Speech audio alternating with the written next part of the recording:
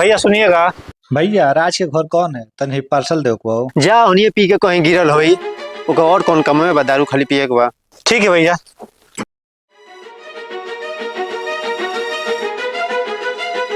भाभी तन सुनिएगा।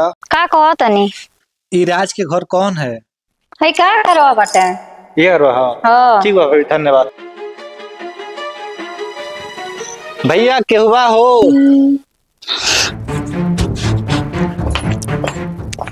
के हजे?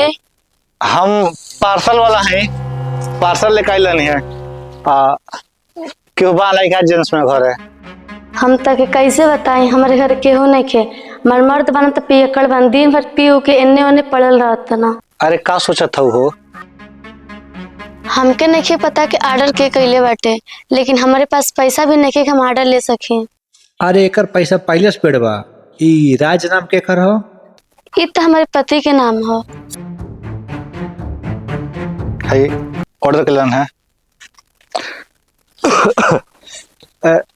तनी एक गिलास पानी मिल जाए क्या? लेके आओ तनी।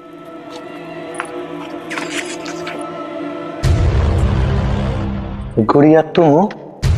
राज तू घर भर के नौकर नहीं है कि तो के खियाई उन्हों खियाई। तो कहीं कर लिए हैं खनवा दे देबे ते तो घर भर के कहानी सुनाओ तली। सुनाई नहीं जे जेनिए सो तो उन्हें फरमाइश करता।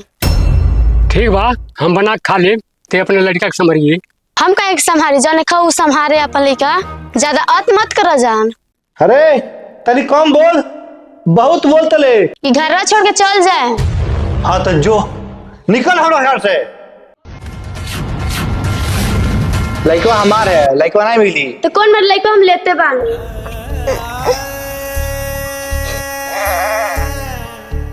और बताओ कैसे बाड़ा तू? हमार तो ठीक बा, आपन बताओ। हमारे बाबू का हाल चल बा? हमरे बाबू के तहार बाबू कब से हो गया? वो लड़का हम, हमार बाबूजी और घर दुआर सब उतने तरह से खत्म हो गए है जे दिन तू वहां से लात मार के एलू। बाकी अच्छा से बालू ना। हमके माफ कर दे, हमके अपन गलती सजा मिलता। दुनिया में ऐसा गलती क्यों ना करे जन गलती आज हम कैले बानी।